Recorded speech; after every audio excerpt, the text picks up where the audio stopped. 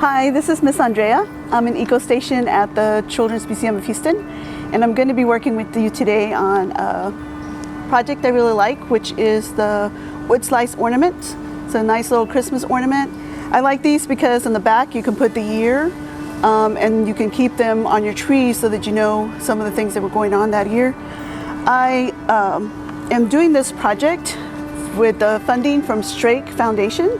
Thank you, Strake Foundation. And I hope that you enjoy this project. So the materials that you'll need for today, obviously a wood slice. So you can get this, I always get mine from a piece of fallen wood at my house, or something if I have to cut off a piece off of a tree. You're going to need some sandpaper to make it smooth. Optional is if you have a magnifying lens, you can use that to kind of take a look at the rings and some of the features on here.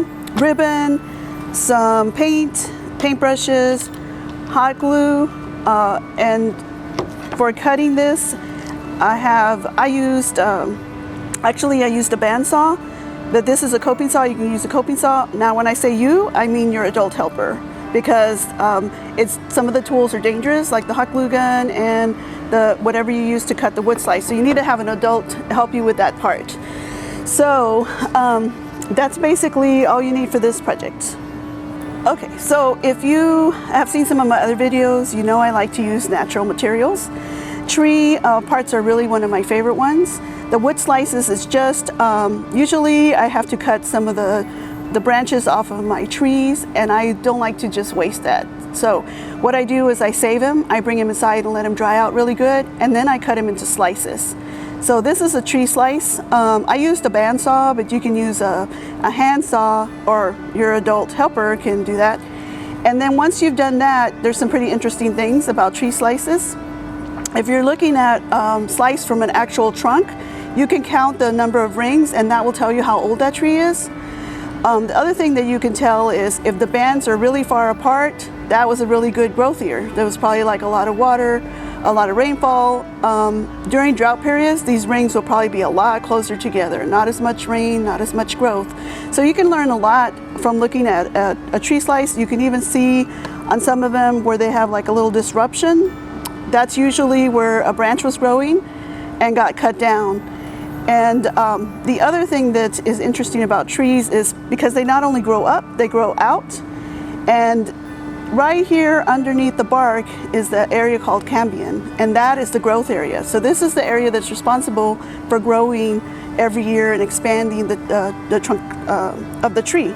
Now, the ones that we're using today, they're not part of the tree trunk, and so when you count the rings on them, say there's 8 rings, that's only how long the branch has been there.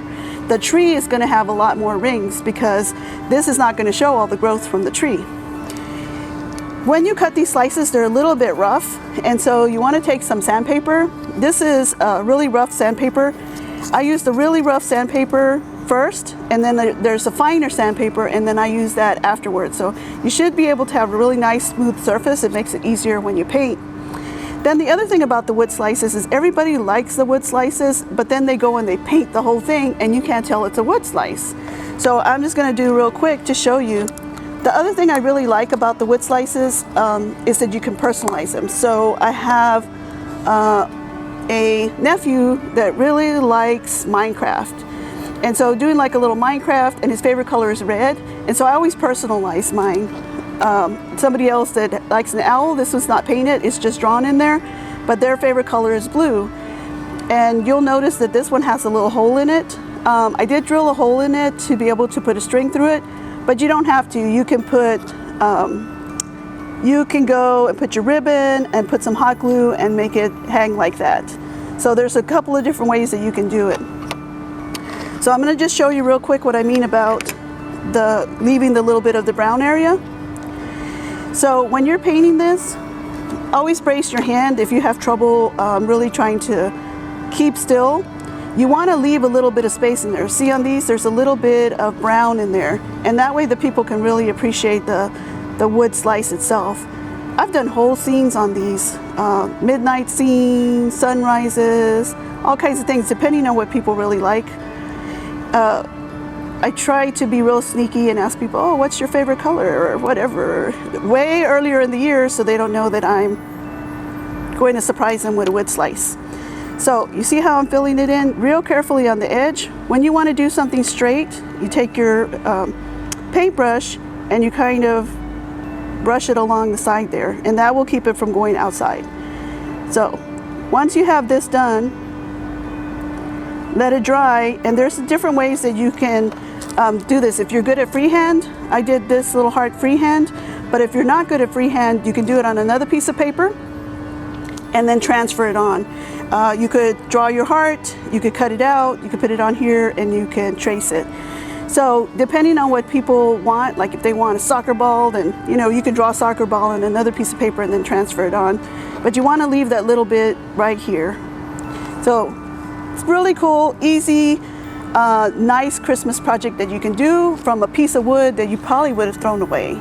So I hope that you like this project. I hope you are able to create lots and lots of nice, beautiful ornaments for your Christmas tree. And again, you can put in the back what year it was. So I hope you enjoyed today's project, the wood slice ornament. I know I love to do these and give them away. And what I do is just whoever I feel like really needs one this year, I send it over to them. So I am signing off today. I hope you guys have a Merry, Merry Christmas and Happy Holidays.